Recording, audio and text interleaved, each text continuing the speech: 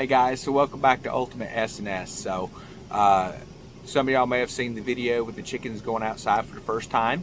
If you haven't, definitely look down in the chicken care playlist and you can see that. So when I took them out today, I waited for the hottest part of the day, which was only about 71 degrees thereabout. And we had a really light breeze, but there wasn't really a nip in the air. So it was kind of nice to get them out, just kind of let them move around the run a little bit. I ended up opening the coop and wanted to see how they reacted with the roosting bar and things like that. I did not get that on film. Every time I would try to get a camera near that area, they would jump off the roost and run back to the run.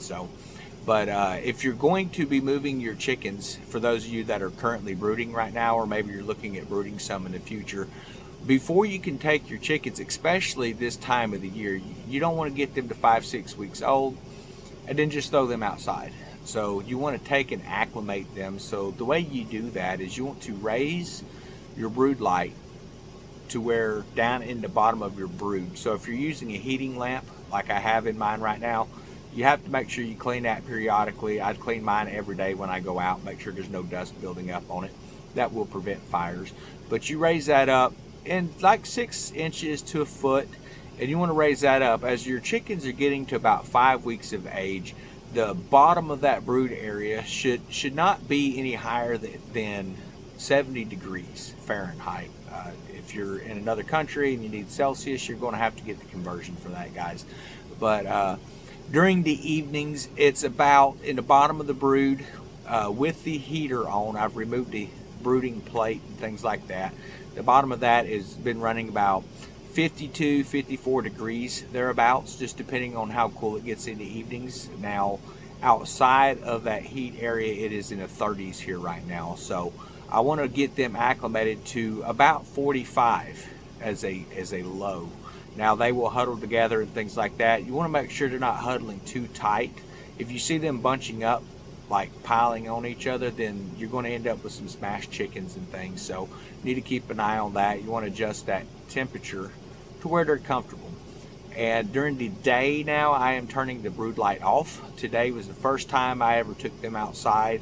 I wanted to just kind of see how they did, and they did great. I mean, they're chickens. It is a yard buzzard. It's going to eat anything it sees. So something that you may see me doing in the videos in the future is when my chickens are coming out into the run, I'm walking the run with them and looking at what they're pecking at. So I thought I had it pretty well cleaned in there before I turned them loose, and as I got to looking, there was like just a couple little pieces of looked like cellophane or some little plastic, clear plastic stuff in there, and that came from the packaging materials when I built the coop. And just pick that stuff up and keep an eye what's in there, because you don't want them ingesting that. It will get stuck in their crop. It will cause them to have an impacted crop and things like that. So always, just like you will with a puppy or anything like that, just be aware of what they're putting in their mouths. But I hope you're enjoying the content, guys. We're really kind of vamping or revamping, I guess. It's a constant improvement, I hope, that people are seeing from where we started to where we are now. Right now, of course, we are ultimate sustainability and survival. That is a mouthful. It is hard. Spoke on another channel with some preppers the other day. It is a mouthful. So that's been trimmed down to just ultimate S&S. And the video series that I'm currently doing is called Calissa Homestead. That is the name that I've picked for the homestead here. It is the name of my homestead and off-grid property up in Wyoming, which eventually I might get to, but honestly, it's just kind of cold out there for me. So I might just wait for the property values to go up and sell that off and buy something over here in the south where it actually is not too cold. I'm kind of looking at maybe a 5-year plan, just kind of tell you where I'm looking at. I would like to see within 5 years, I'd like to move everything into, like, say, Alabama, maybe Tennessee area, something like that. I've always been more of a mountain person, so I'm really leaning toward Tennessee.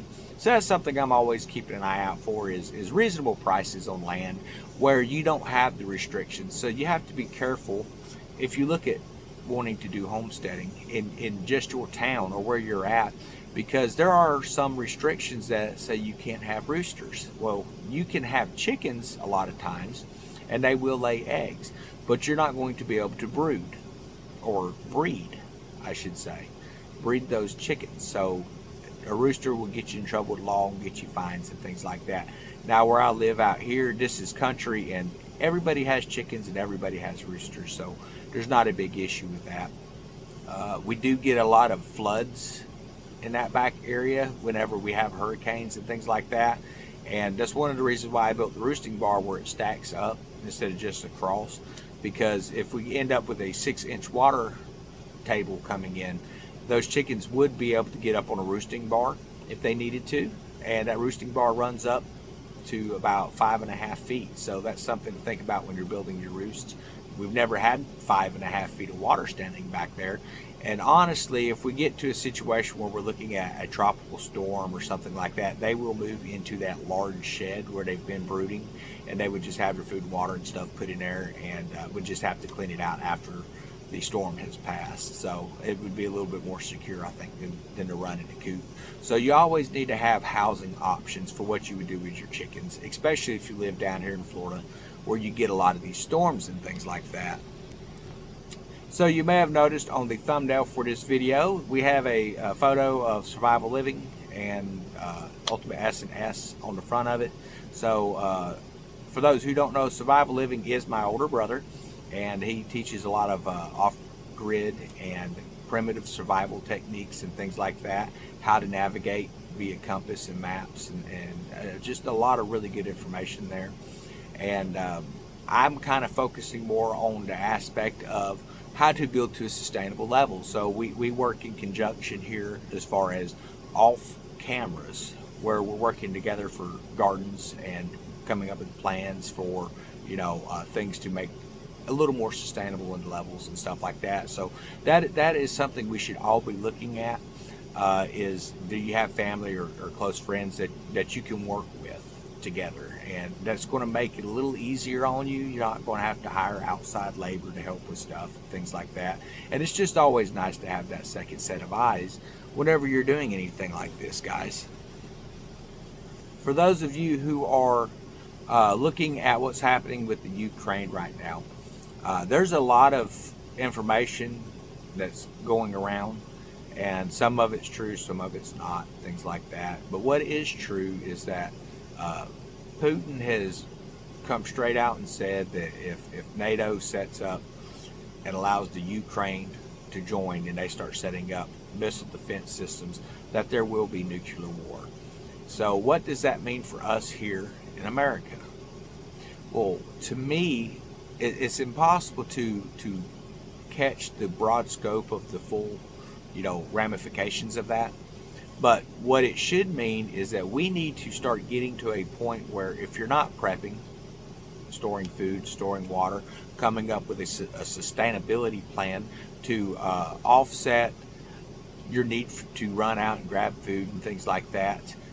If there's a martial law declared, you're looking at lockdowns and curfews and stuff like that as well, and you don't want to be going out into those types of situations a lot. So you need to really start focusing on what can you do in your area to become a little more sustainable. Now, it may be something as simple as just having a few quail in your house inside a little pen to keep them laying. They're not hard to keep. Now, you are going to have to smell of bird poo, but that is very easy to manage if you just clean your pen daily. So there's not a whole lot of challenge to keeping quail. I've got right now, between brooding, laying, and meats that are set aside, I've probably got upward of around 70 at the moment. So part of these that are brooding now are going to become new layers come fall.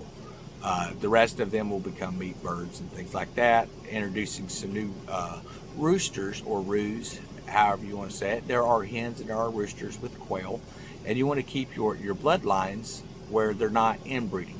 So with my run, I have it separated down the center, so I know that, you know, if box 1, as I call it, produces a rooster, I can move box 1 rooster over into box 2, and that's going to kind of toughen up the bloodline a little bit. We're not going to be inbreeding a lot. Now, if you're taking the young from box 1 and breeding them back into box 1, after a few generations, you're looking at having some, curled toes. You're going to have cross beak, and all kinds of different genetic defects. So you can breed them for about 4 generations, they say.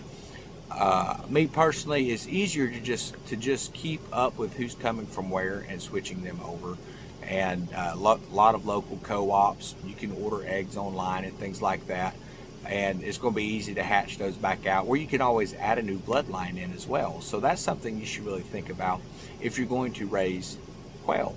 And I would imagine the same is said about chickens. Now, chickens are pretty easy as far as how do you get a new hen. You can run to just about any hardware store and find a new hen. I mean, you really can. There's not much to it. Now, you can raise your own, and as you have what they call true heritage breeds. They breed true to their type. And I'm not looking too much into breeding true to their type. I want a good rooster that's going to protect the flock, and then I want to have some hens that will be good layers, is what I'm looking at. So as those interbreed, they are mixing the breeds, and it's making a potentially stronger bloodline as well. I'm not going to have to worry about inbreeding too much. And every few years, you're going to look at, about every couple years, you're going to replace your layers. So either you're replacing your layers or your hens with something that you're getting from a store, or you're replacing them with what you're breeding.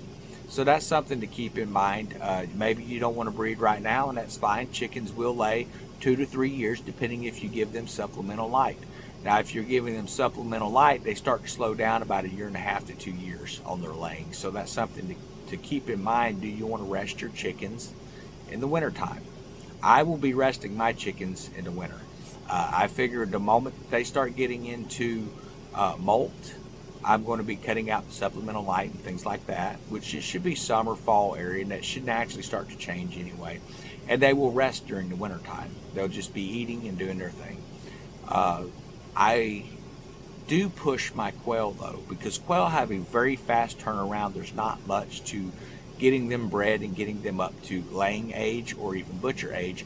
From the moment they hatch, 8 weeks later, they are ready to butcher. Now, there are some articles and some channels that tell you that these quail will start laying eggs between 6 and 8 weeks old. And that may be, I know with the Cortinix quail that I have, they are typically, you might get the odd one that lays around week 8, but it's typically around that 11th week is when they really start coming into laying. Now, something I learned the hard way, when they start laying, you're going to have your males. If you have males, you want 1 male for every 4 hens inside your quail pen. And you can keep as many as you want as long as your area is large, but make sure there's a ratio in there. And you'll notice that these roosters, they will have their little harem over to the side, and they'll come together to eat and things like that, but they kind of stick to themselves with their group. So you want to make sure that there's enough room where they're not going to start fighting. And one of the things that I've noticed with the quail is you're going to end up occasionally with what I call an overly aggressive rooster. So what I mean by that is you're going to have a rooster that is just very aggressive in the way that they breed. And they will pull. Now, you're going to have your birds, when they first start breeding, they're going to lose feathers on the back of their head. It's just what's going to happen. You can spot a hen real quick if you want to wait and not even pay attention to who's making what crows, who sounds like what, or vent sexing and things like that, or if you don't want to look at the color of the breast to try and determine it, you're going to figure out who's the hen real quick once they reach about 10 weeks, because you're going to go out there one day and it's going to have a red spot, and there might even be blood on the back of their head. Do not freak out. That is normal, okay? The first few weeks when they're breeding, that rooster is pulling the feathers out as he's breeding. He jumps up and he grabs a mouthful or a beak full of feathers when they breed. And they do have a tendency to pull them feathers out. Now, as your hen becomes accustomed to breeding, you're going to notice kind of bald with shorter feathers, but it's not going to be bloody anymore. It's because the skin has toughened up.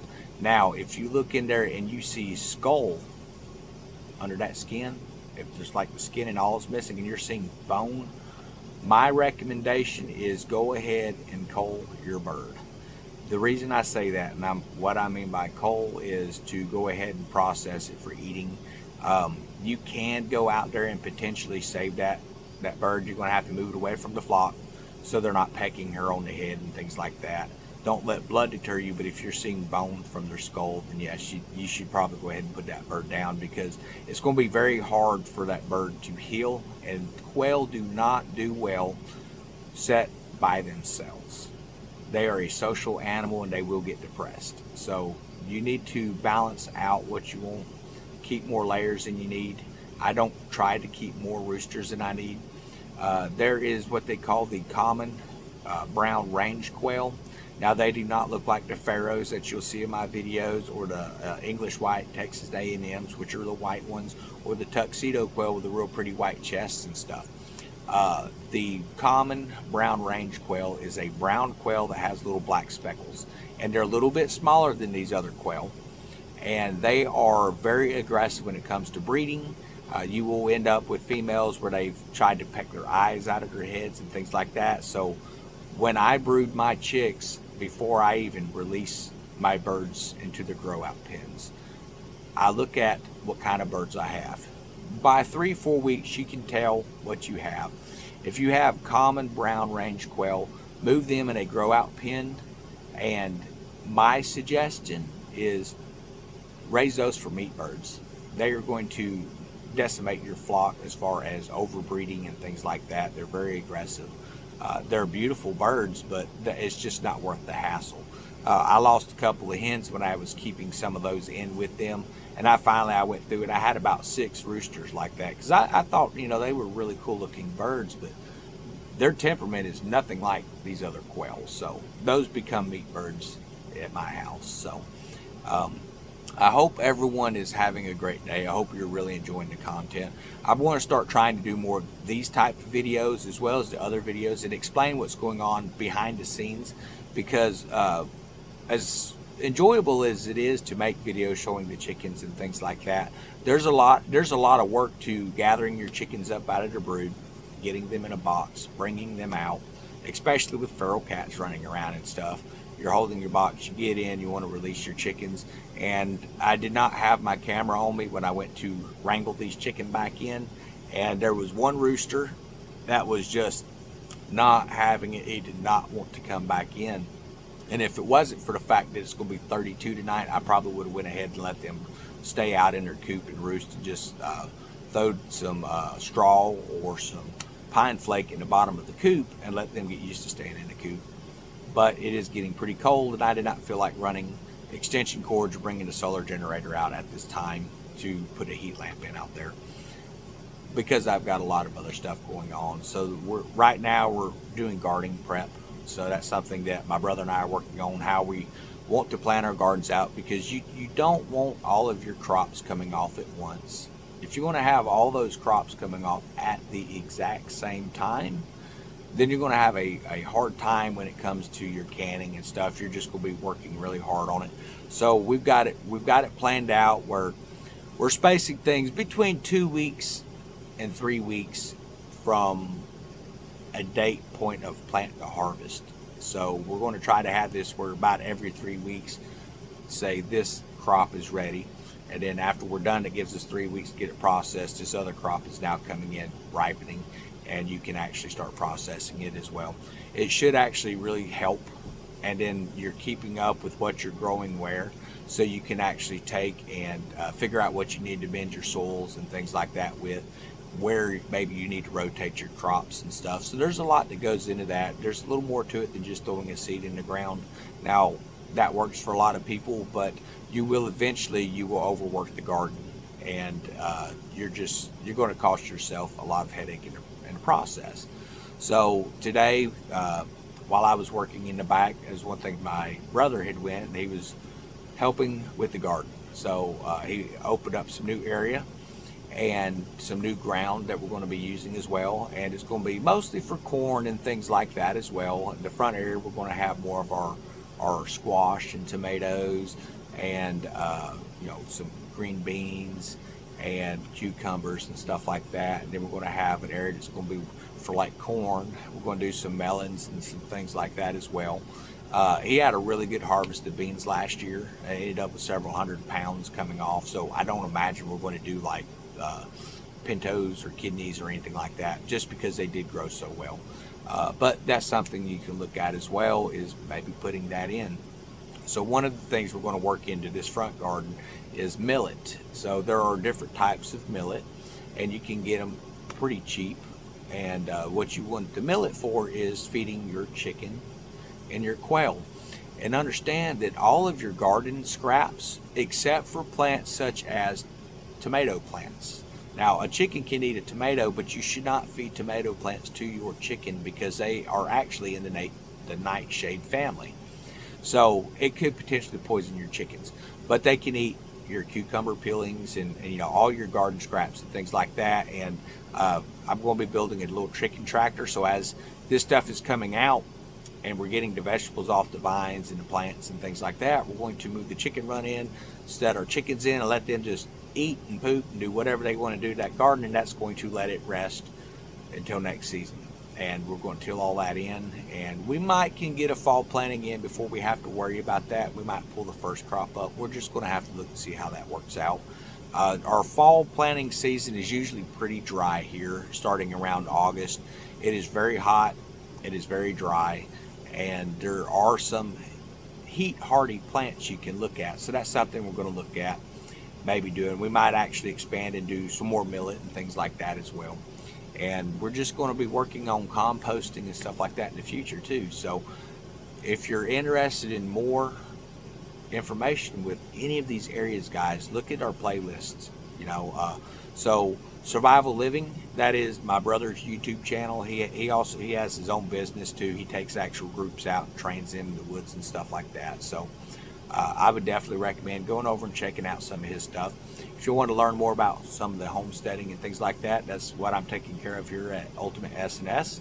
We're looking at building a manageable homestead. So the area that we're working on, I'm keeping it within the acre plot boundary, just to show what you can actually do with really less than an acre of land. Because by the time you figure the front yard and the house, you're really looking at about a half an acre. And even with the bees, with the chicken and the quails and things like that, there's a lot of room for some future expansions out here. So that's going to be something we're showing in the future here, is just, what can you do with your size property? And as always, check with your local zoning committees.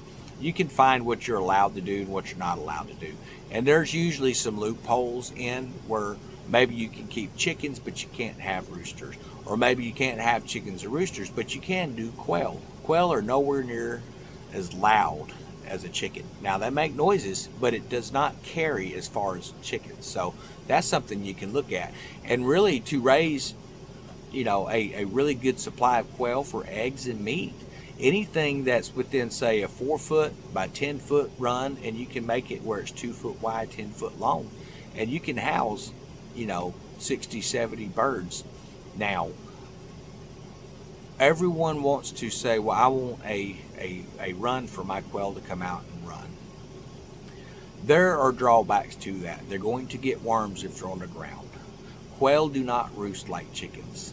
And you're going to run into situations with snakes and other predators if you're allowing your quail to just sit out in a run.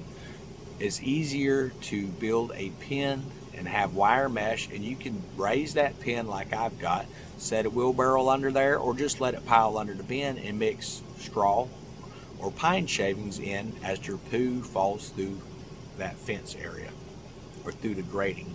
And that compost it right directly under it. My garden is less than 40 foot away, so as that compost, I'm turning it, I'm putting water to it and letting this stuff compost out. When I go to amend my garden, I'm not having to take a wheelbarrow and travel from, one side of the yard to the other. It's right there. It's very easily accessible.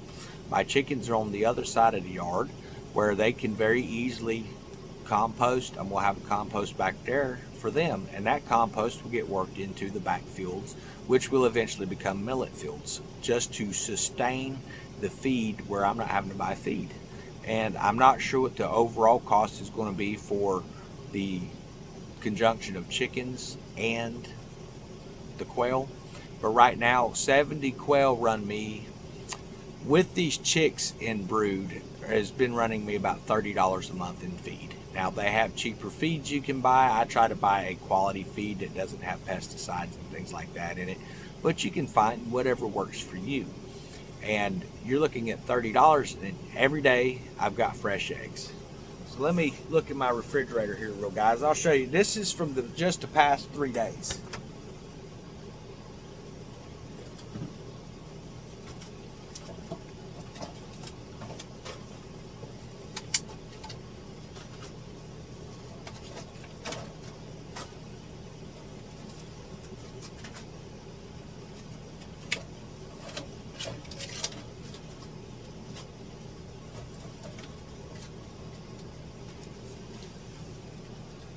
Past 3 days.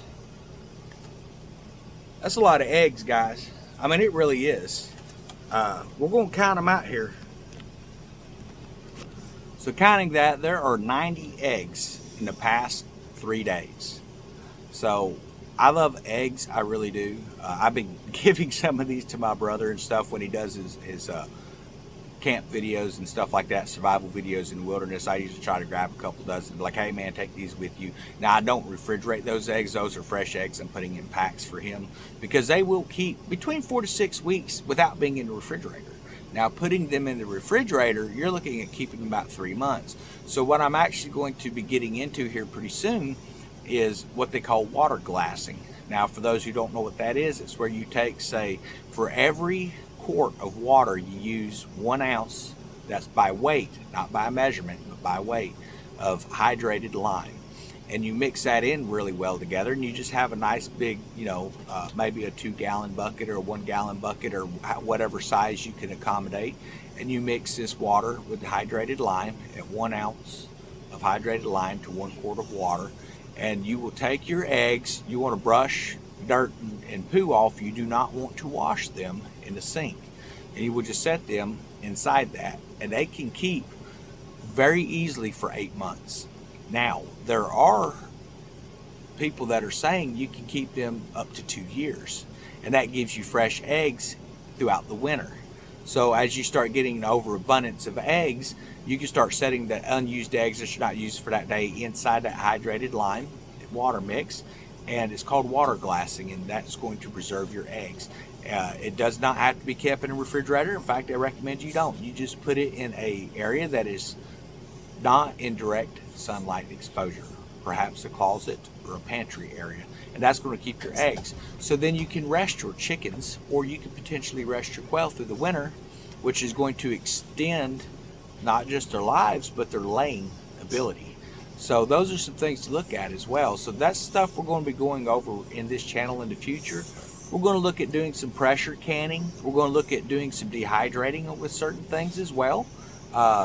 We've got the dehydrator out, and I haven't got it loaded up with anything yet, but I'm going to be making a run out to the Dollar Tree, and they sell these little dollar steaks. So something I used to do is I would go out and I'd buy everything I could, $1 a steak, and they are cut to the thickness and the size you would want for a piece of beef jerky, and you can season that however you want.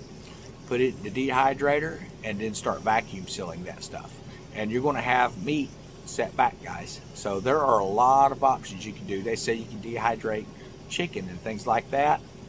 I'm not a big chicken jerky person, but we're going to do some canning with chickens, which is going to preserve them as well. So I hope everyone is enjoying the content. If this is your first time coming onto the channel and any of this interests you, please subscribe, hit that little notification bell. We're going to keep you up to date with what's going on out here to the best that we can.